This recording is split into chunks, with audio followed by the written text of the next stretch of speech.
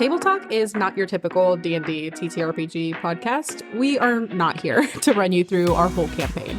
We're here to talk about everything else in the space of tabletop roleplay. I'm your host, Alejandra Wilhelm. And I'm also your host, Mariah Gresham.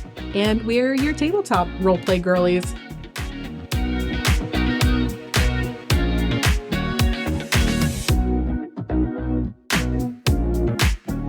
Alrighty, and we are live with another episode of Table Talk. Thank you guys so much for joining us, especially after the little much-needed hiatus The little last week, yeah. We appreciate it, and thank you guys for coming back. It's episode 69. It is nice.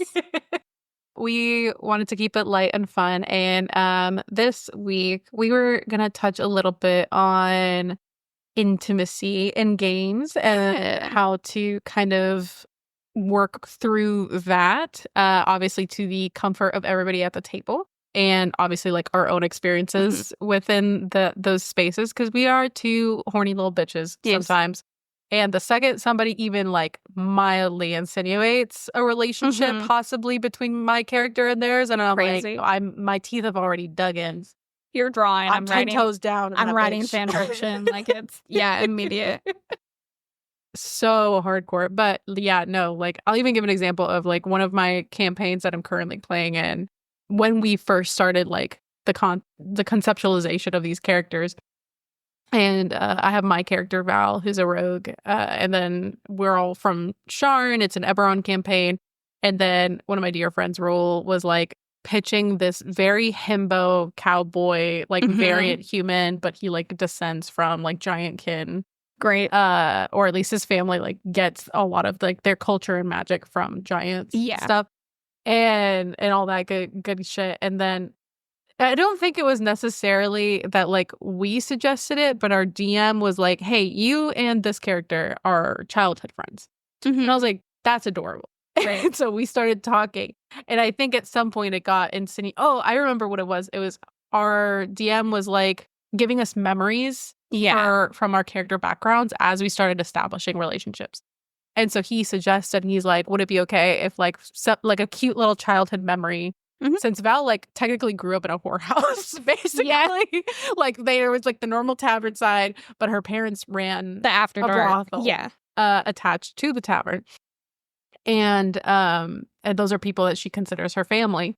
And he was like, it would be funny if like, say one of like Voss's older brothers was like coming there for like certain activities and like had to like tag along his little brother. So he left him with Val as like a play date. In the bar. bar. So there's a kid corner. Yeah, the kid corner of the bar or whatever. And they were like, I don't know, something like 10 years older at that time. But like old enough to kind of have an idea of what's going on. Yeah, and our DM like lightly floated like, what if like y'all shared like a very awkward first kiss?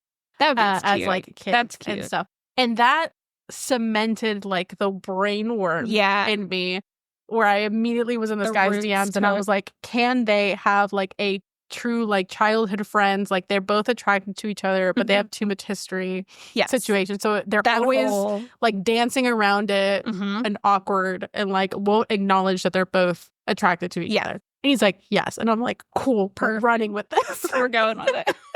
Which I love when that works out. Like something random pops up and then it's like, oh no, we're going with this. Yeah. Something I had not even considered. And I was like, no, that is deeply, deeply rooted in my brain now. It's an integral part of this character. Yeah. And like that leads to a lot of very cute moments where like they have never been intimate yet, but it is a lot of like cute, like he's protective of her, she's protective of him. Especially when like we've both gone down and the other has had to like literally stand over the other's body, like protecting them from enemies and stuff. And I'm like, it just adds some more juice. Like I am eaten for free out here. I love it. It's so good. But another thing is also like, you know, as established, like her family ran a brothel. And so now in current day and age, she's a full blown adult and all that good stuff. She runs the business herself. And you know, her workers are people that she's grown up with and considers like family almost. So we do have to like maneuver around that a bit. And also, you know, disentangle. Like, I established very early on with my DM where I was like, yes, they are sex workers, but I don't want them to have like stigma or treatment. The weird toxic implications that a lot of like sex work has. Yeah, and I was like, I made it very clear the way that she runs her business, and everything is like very above board and consensual, and there is like protection for everybody and all that stuff. And so I was like, I wanted to make sure that none of like those aspects kind of played. Yeah, which is good to like communicate explicitly, so there's not even like unconscious assumptions about how like brothels work. Yeah. Or how like something might have worked, because people will be like, well, in this time, and it's like, well, this is a fantasy world, so there's no like historical time that applies, right?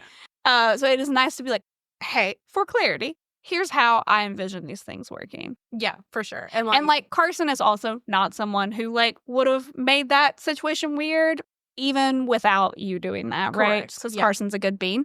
But in general, I think it's always good to... Yeah, and there's been moments where I think we established too, where I was like, you know, Val herself has never actually like engaged in any of those activities within her own business. No. She just kind of is literally the person that runs both the Tavern and this subsequently, bookkeeping. She has a lot going on. All that good jazz. She's busy. She's a busy woman. She's an entrepreneur. Yes. But she has a job.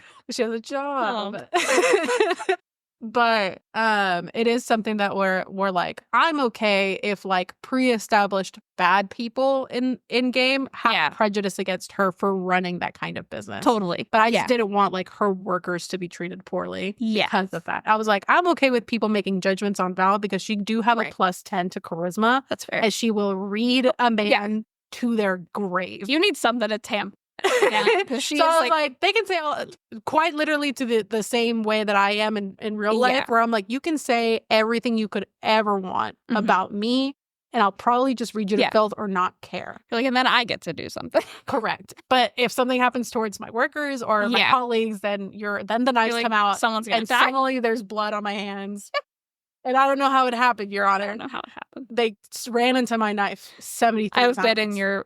I've been being trailed behind you by the hand as you took your other hand and physically moved an adult man out of your way like he was a newborn kitten. Yeah. And I saw him like curl up in a ball as you grabbed him by the scruff of his neck and just deposited him into a bush. The energy is real and hard out here. And also, like, you are strong and, like, especially when you're in heels, you're tall as fuck, too, so you have the height advantage a lot of the time.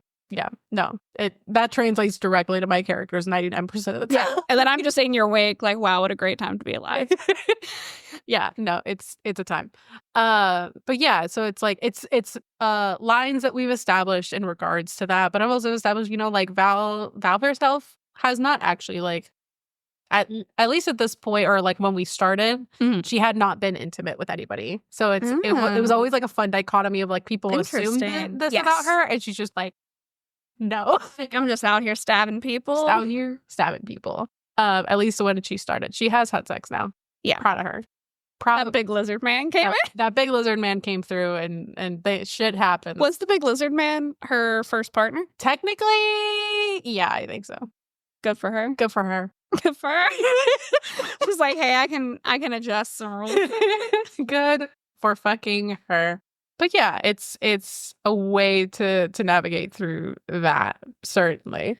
Yeah, and like I'm building kind of a similar thing in our VTM campaign where like our editor Kay, hi Kay, we love you, has we call her a guest PC, basically. Like, I don't know if Kay will ever be able to play at our VTM table with just the way like scheduling works. Mm-hmm. But if she ever did, then I get to hand that character off. But basically, it's someone like, it's a character Kay helps me develop and like makes a lot of the decisions for in the back end. And so like I run this character and like her establishment and everything, but a lot of the character force of it comes from Kay, which is helpful because I don't have to make an entire nightclub on my own. And it like lets like Kay helps like advice and stuff in the campaign, so it's nice to like give her something fun that she can play with too.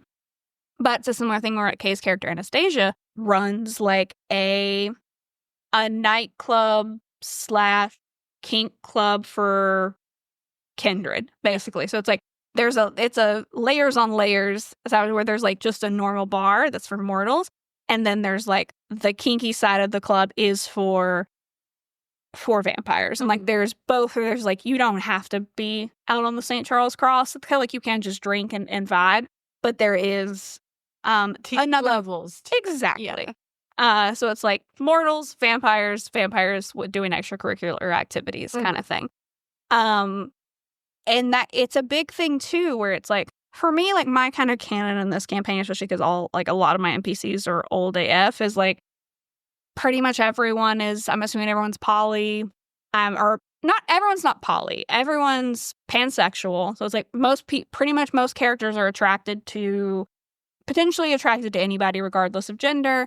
And then a lot of characters are non-monogamous or poly or open to that. Some people have like committed partners, some people kind of partake more or less, and like I play around with like the ace spectrum as well, but a lot of things are on the table, right? Just for like y'all's fun interactions, ease of my remembering, these people are like immortal. They've been around for a long time. You know. Yeah.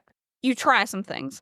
But yeah, it's a similar thing where like when I introduce, also just with our group, like no one's really like agog or aghast that there's like a kink club here. And like that was something where like Revna eventually like kind of wants to have a similar establishment herself, which like a different vibe. So it was setting it up as like, it's also something that I think is in, a version of it is in the Fall of London book itself, is just like part of the London underground social scene.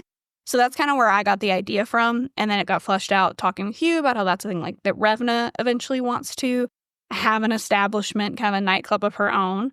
So it would be figured to be a fun, well, like communal kind of meeting place or third place for the party and for things to go down and happen. And then also Anastasia would be a good like mentor character and a fun NPC who's like not really involved in a lot of the court machinations, but still has plenty of machinations of her own. This should be a fun little wild card to throw in. Yeah. I think BTM also recently released like a whole like expansion book on like sex, relationships, intimacy, etc. It's like, it's called like Bloodstained Love, I think, because there are technically pretty like specific mechanics and so, and like ideas about if you're following the pure canon of like World of Darkness vampires, how sex would work. Some of that, I'm gonna be real with you, we ghost over. Or it's like how big of a role kind of sex plays, or it's like it's not really something especially that a lot of older vampires are interested in. And I'm like, I want to pick hot NPCs and I want to have y'all flirt. And it's just like that. I want a world where everybody wants to smash. Yeah, like that's part of the fun for us and part of what we're here for. So I choose to ignore that rule. But yeah, there is really interesting of like it builds out a lot of like interesting cool mechanics. I think it has some different factions and stuff in there too, and like more lore sheets and all that. So it's like that is like a fun VTM specific resource. Yeah. I think it's also important to mention that like always, as with like anything, it's very dependent on the people at your table. Totally. What their wants are and things like that. Like we are both very self-aware that every person in our group that sits at that table are horny as hell. Yeah. But even then, there are degrees to it. Like, totally. Like, you know, one of our players, Alyssa, prefers like fade to black situations and a little bit more of like almost demi like build up and like allowing the suggestion of that it occurred to be there, but doesn't necessarily need any like detailed narration to happen. Yeah. Whereas like, you know, we have Bex, for example, who's like, no, I want the detailed description of how I got thrown through a wall and taught a lesson. Yes. You and I are like somewhere in the middle, I think, where it's like, yeah, there's a line between like the build up and stuff to things like getting going is really fun to describe, but it gets a bit weird where it's just like it's not, we're not like actually doing like erotic role play at the table. I'm not crawling across the table and yeah. So it's like usually like we'll just say like this thing happens and I'm like, cool, I'll write fan fiction about it and then send it to the relevant party. Correct. So yeah, there are varying degrees of it. And like how far you want to go and how far like where you know to walk those lines. And that's always important to establish with your table, as like any line and veil situation. Totally. Yeah. I've had a lot of streams that like give us that sheet, and it'll say like have different check marks for like, are you okay with intimacy between player and NPCs, player and player, NPCs and to NPCs or whatever, and like how, like what degree are you okay with just like super intimacy in general, like super vanilla, or like all the way to whips and chains. Whips and chains. Do you to like, do you just want to fade to black at a certain point? Yeah, exactly. Which is super helpful to know. Because like it can change so much around like who, like it's easy for us to be very comfortable. It's like we're 4 best friends. Yeah, but if I sat at a table with a bunch of strangers, no, I don't know that I want to.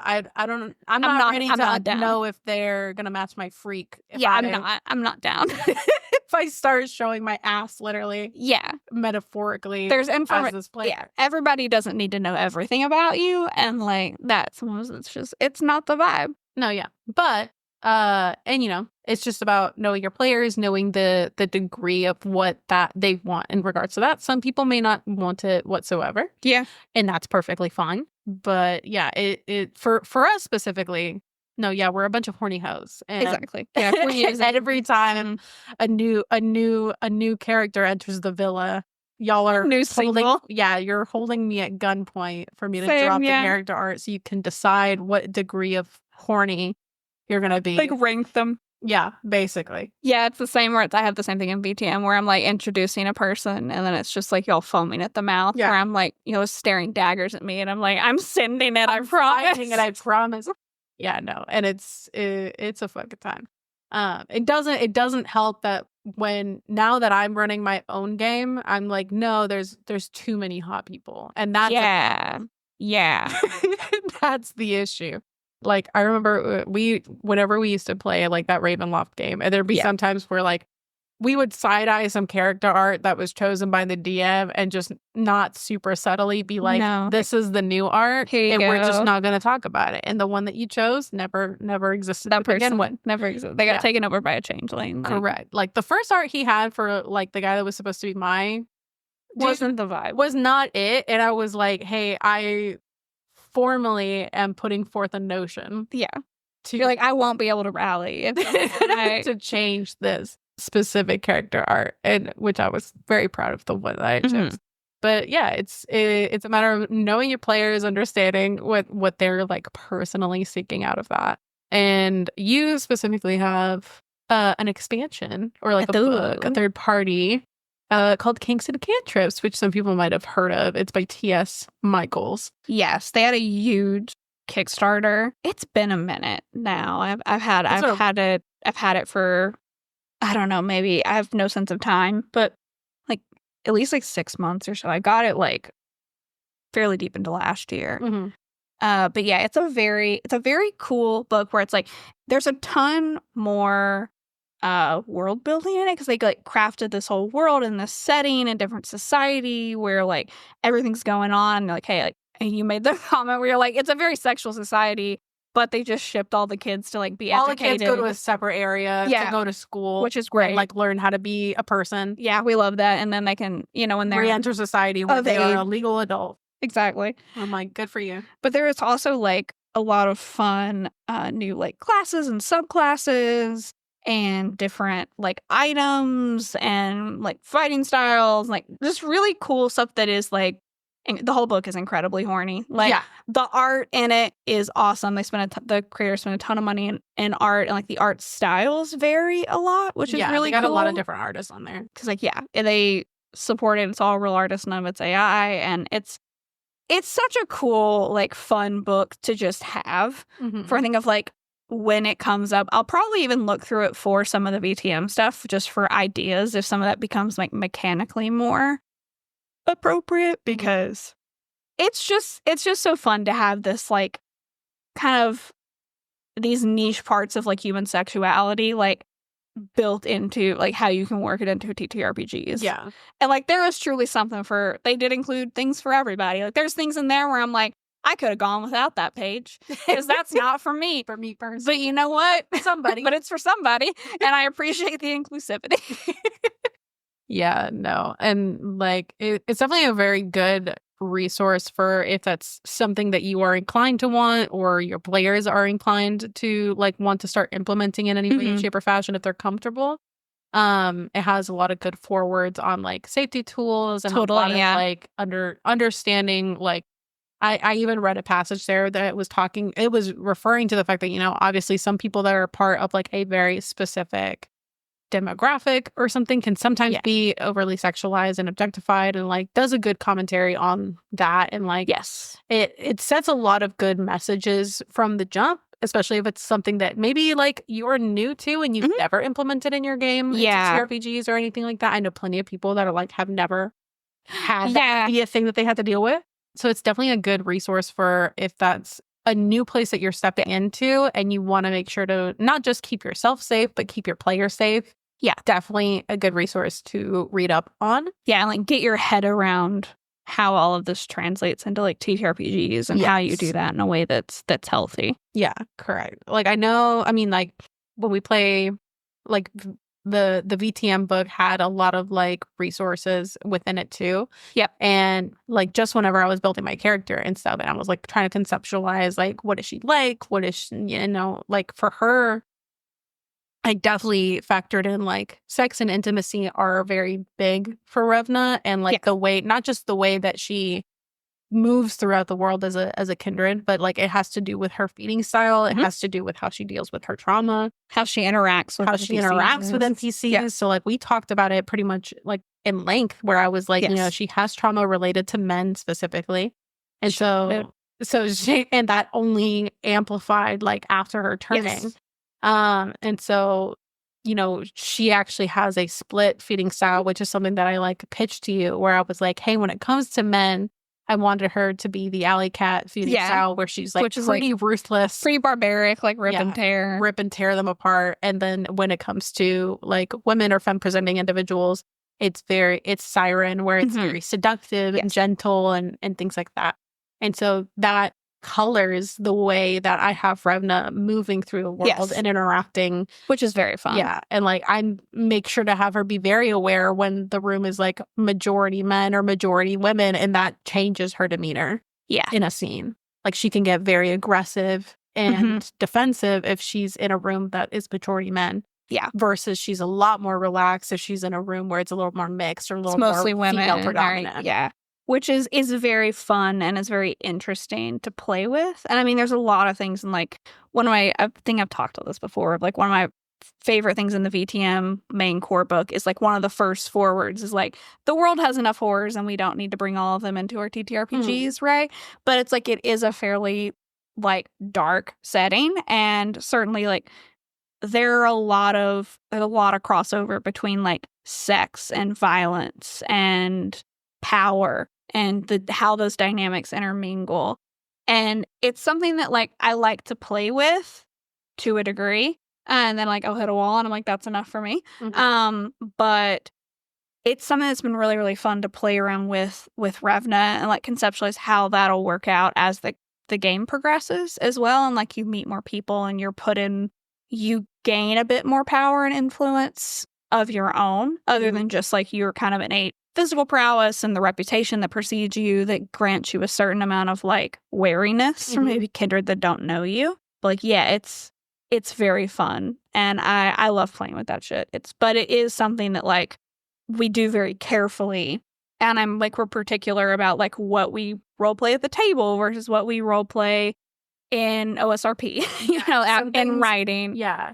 There's some things that, are very much I would rather roleplay with that with you specifically as medium, so we have context for the character, but it's not exactly an experience that needs to be at the forefront of everybody at the table. They can be aware that it occurred, sure, but they don't need to watch every detail of that scene play out. Yeah. And like for me, like whether it's a game I'm running or it's like we've done similar things with like darker stuff that's happened to Anya and Strixhaven, like I always at least feel like I have a greater degree of control when I'm writing, because I can sit and think and pick my words and craft. I can craft the scene better than when not that I can't do that at the table, because like I certainly can, but it's all a bit more fluid and improv-y, and like maybe I don't pick the words I wished I used. And like when you're in a potentially like emotionally tense or like very dark situations, sometimes that can veer from like the general imposter syndrome of like, I wish that went different in my head to like, that went different in my head and now it feels icky or it feels bad or like you don't always have the space to like, if you want to allow something dark to happen in a story, having space to then process that when you're not in front of other people is also helpful. Yeah. And that goes for like any kind of scene, whether it be a dark one, whether it be or like intimate situation or what have you. Or maybe it's just, hey, secrets that you maybe want to know have happened to your character, but you don't want to reveal it yet to the rest of the players. Exactly. It's always a good tool to kind of shift back and forth if you're able and if that is a style of roleplay that you enjoy. Yeah. Which like I'm very thankful that most of us do because I love a written RV. Same. It's very fun. And I mean, I'm a writer, so it's like that's I'm in my element to the most when we're there. And I feel like I have more freedom there because I can go a lot further and push things more because I can check myself and revise in the moment in a way that it's like once the words have left my mouth, I either have to stumble over myself and like be like, I didn't mean that, I meant this, and then stop the scene, or I just have to roll with it and like let the powers that be take me. And we live And sometimes, like, with the shit that I like to play around with in stories, I'm like, that's not safe mentally for me or for other people. Yeah. It's also something that, like, I've thought about in this conversation of, like, you know, we've had scenes of intimacy, like, within VTM and Strixhaven, like, both of our respective campaigns. And so, like, for me, it was funny because, like, our campaign was the first one that we were going to do after we left that Ravenloft, air quotes, kink campaign. Which it wasn't really that. It was supposed to be it was pitched as like a kink horror campaign, which we've talked about this before, and like if you're hearing that for the first time and you're like, brother, that is the correct reaction. Yeah. Because we did no lines, no veils, we did dick all. Like the DM knew us well enough to know what like our individual triggers were, but us as players did not know that about each other.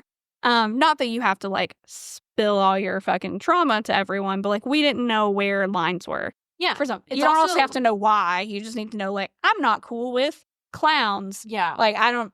Maybe you had a bad experience at the circus. You don't have to tell me. Yeah. But I need to know. It's also a campaign that started when it started. Most of us didn't know each other. Right. Like you and I knew each other. That was it. And that was it. We knew the DM. We knew the DM. And that was it. So it was definitely a much different situation. But coming off the back of that and the experience, like I definitely learned a lot of things of what to do, what not to do. Totally, yeah. In respects to that. We definitely had a lines and veil situation happen. And I made sure that we were all aware of what we individually enjoyed and what we individually did not want to experience. So I made sure to kind of keep that in mind. And in large part, most of you were like, no, break it. It's fine. Like, we're good. Sure. Yeah. Or it's like, we got a couple things. Yeah. And that's it. Like, cool. Those have been noted. And also things I would not. And you're like, I wasn't really going to go there anyway. So that's fine. But when intimacy has come into play in regards to our campaign, I always wondered like how my narration would be around that, how comfortable I would be around it. And I'm a very like openly sexual person. But it is something that in the similar vein of like, there's still a degree of like it's a little awkward. You're my friends, and it's also that's not the like also like we're having an intimate scene, and there's still and there are two other people there that are like I'm invested, but I'm also like that are also like, hey bitch, how big is it? Like I'm self-conscious. Wait, I'm self-conscious now. But so like I definitely like got to a point where I was like, okay, I figured out where the line was for me as far as like what I'm willing to describe at the table and when I'm willing to just be like, and it happens. I'm figuring that out. I will write out blow for blow in fan fiction, right? So it's like wherever it leaves off, I'm like I can be voluntarily held at gunpoint. I can fill in the gaps on my private time and then dispense it as food for the rest of us to consume like y'all in a literary come get sense. your dinner. Come get your dinner, ring the dinner bell. But yeah, it's definitely been a time finding where that line is. Yeah. And then like we had a scene where like Revna has an intimate relationship with basically like would be her mentor. Yes. It's not her sire, but it's a woman that is basically like sponsoring and mentoring Revna in her sire's place. Yeah, is educating you on how to be a vampire and all that. And they have like a pre-established intimate relationship. Yes. And so like in one of our last sessions, we had a scene where I was like playing around with a little bit of the like describing the scene and like what they're doing and the energy. And like I am a dominant person at the table. So then when that starts translating, it was very funny. And I am not. So I'm like, I'm fighting. Yeah, which is a fun thing where I'm like, me having to like really pull out the acting chops that I don't really have. Because you were describing like when I'm in how it's saying how the NPC reacts to that, I'm like, great, that's easy. I can live here. But yeah, like how a more dominant character would, like that. I knew those times were coming, and I was like, my day of reckoning has arrived. My day of reckoning has arrived, and its name is Revna. Yeah, because I was like, that's going to bite me in the ass, I know. But it was very fun. Yeah, it was fun to play around in that space. And then, like they didn't become intimate in that moment, but it was just like the fun, flirtatious, like the... Yeah. And I was like, yes, this is excellent. It was good. It was good shit. Amazing. But yeah, it's definitely something that like... I've also noticed, like, it's always been pretty normal for our group of girls specifically. Yeah. But, like, in other groups that I've joined, especially, like, their groups that have been, like, predominantly male before. And to my knowledge, predominantly, like, straight men. Yeah. So they're probably less inclined to roleplay romance with each other, you could safely assume. Or if they do, it's always like in a haha joke manner of like, yeah, it happens or whatever. But there's a bit of detachment to it. But then like, you know, I've mentioned before that I was part of a group that was like, I knew they had one like female player before me. I joined. She and I grew pretty close. We both realized we're like voracious monster fuckers. Yep. And so when she and I knew we were like on the same brainwave. Yeah. And y'all were like in the Feywild too. So it's like the barn doors have been busted open. Like it's anything you want out here. And so she and I would joke and jest and all these things and like what I felt was normal because those are the kinds of environments that I've had with my own players and stuff. But I come to realize that like I had conversations with some of the guys afterwards and like they were all having fun with it. They loved it. Yeah. They were just like, it's interesting because like it wasn't an element or a factor before. And then Alyssa joined as well. And like, you know, now the dynamic has shifted a bit. Yeah. And so, but it adds a lot more like depth and flavor to the interactions. Yeah. Like that. And so I'm like, this is great. And like, I think in that character, like I had a character, Nanette, who is just a giant muscle mommy, half-orc, half-fae. Yep. And there's another character, Moo, and like, sometimes it doesn't even have to be like intimacy or like relationships involved. It was just funny because he like naturally was developing like feelings for her. He's like, give me that big giant woman. But he was also like a man whore and he would like flirt with anything. Yeah. So she didn't take it as like he had real intentions towards her. Like, and like me and the player discussed this out of character and like everything because he also like I appreciated that he checked in with me. Yeah. But prior to that and being like, hey, I just want to make sure you're comfortable. Like if I send this energy your way, I want you to know like it is purely in character. I'm a happily married man. Like there's it's like I just had this idea. Yeah. And I was like, no, I love that. Like, he's like, I just think my character would be into yours because of these reasons. And I was like, no, I love that. Go for it. I'm like, she might not be receptive because of the way that you throw this energy at anything that has a pulse. But you can do it. But that's also hilarious. And so he would, and like as we progress, his character like genuinely had interest in her, but she would just write him off because she was like, surely it's not serious, right? Because he does it to everybody else. Why would I be special or whatever? And it was just a fun dynamic to play around in and watch develop. And I just think it's so good to add just a little extra like oomph. Relationships can add like, and intimacy in general can just add like deepen characters so quickly, so fast, so fast. High brain. Yeah, just fully force reset my head there. But like, it just can make such a difference because even like, the character who is very like man whore bard, where it's like, oh no, if they like start developing feelings for someone, then it's like, how do they deal with that? Like, how do they show that person they like them? And you're digging in more to that character. Like, why is this person different? Like, why are they the way they are?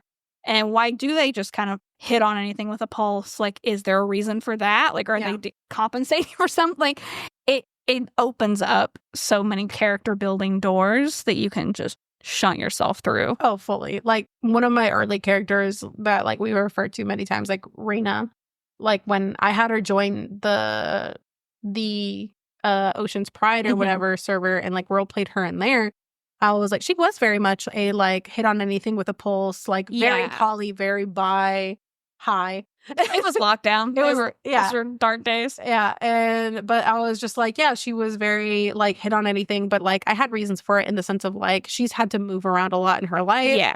And she can never develop attachments and stuff like that. So she just kind of, like, hops. Enjoys what she can enjoy. Yeah. It is very transient. She knows everything's pretty finite and she's probably going to move on to the next city and God knows when. So it's very playful, very light. And just kind of like a shotgun, a widespread, and see it hit kind of got a widespread.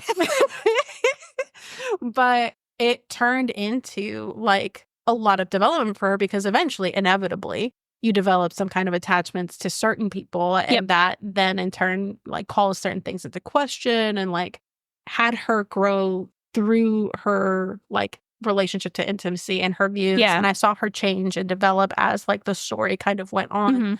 And eventually, you know, she fell in love and was married and had a family and all that stuff. Yeah, and all that good stuff. But it was so fun to like watch her go from that like very hypersexual space to the way that she dealt with it at the end, being happy and being with a partner and all these other things. And, you know, going back on a lot of the things that she said she wouldn't, because of like she feared for her life and her safety. Yeah. She didn't want to endanger other people by having them get attached to her, to like finding that safety and actually being able to like develop open herself a deeper connection. Which is so good. Yeah. So it's good shit. I love it. It's very good. Yeah. But yeah, it's definitely, in my opinion, something that can add a lot to a game if it's something that people are interested in. Yeah, even if you're not exploring it at like an explicit level, like you said, like we was talking about with like Boot and like, you know, just even flirting or like as long as everybody is cool with exploring it, even a drop of it can add so much. Yeah. And it also can be like, it can vary from the degree of, you know, maybe it's a pre-established thing. Yeah. Or maybe it's something that you find out like in game, like through the process and stuff like that. And in my personal experience, there's a lot of times where like, I think I've more enjoyed because genuinely I'll have an idea of a character like pre-game and that can change entirely once we start playing. Like something about like actually starting to play fully like detaches them from the idea that I had about them. Like their backstory might still remain true, but their mannerisms and the characteristics and how you thought things would go, might be completely different depending on how I play it out. And I think I've enjoyed the process more of entering in on like a complete, like not knowing who it's going to be, not knowing whatever, and just seeing when things start to develop on their own. Yeah, and riding that wave. Yeah, and just like discovering it as you go is often more fun and more dynamic because then you're not trying to make something fit an already established narrative. And I don't think you pigeonhole yourself less. Yeah, and I mean like there are sometimes where it makes sense. Like I know we both have NPCs that are married and that have partners, and like for that it's like no, that makes sense because that's a big aspect of that NPC. But when like it's a character you're playing or like you're a DM and you're DMing for other people, it's like, yeah, you can go in with like set relationships, but they may change drastically depending on things that happen to the party and like how those dynamics affect dynamics with people that aren't in the party and all that. Yeah, and as long as you come into it with that mindset of like, even if you have a pre-established relationship or connection or something to an NPC or another player, be okay with the idea that, hey, that might change because of like events that happen. And the way that you two react, because at the end of the day, you are still two different people. Yep. And what made sense at one point might not make sense at another point. Yeah. And that's perfectly okay. Don't get mad if the romance that you pre-planned doesn't pan out. Like if you're doing it right, your character should change over the course of the story, right? So it's like how they relate to NPCs and to each other are gonna change as well. For sure. But yeah, it looks like we are coming up on time. But thank you guys so much for listening. Yeah. Happy 69th episode. Happy 69th episode. Noice. And we will see you guys next time. Bye. Table Talk is a podcast brought to you by Mythos Media Productions, bringing you a new episode every Wednesday, wherever you get your podcast. Find us on Instagram and TikTok at Table Talk RPG, or check us out at our website, mythosmediaproductions.godaddysite.com. All business inquiries can reach out to us via email at info@mythosmediaproductions.com.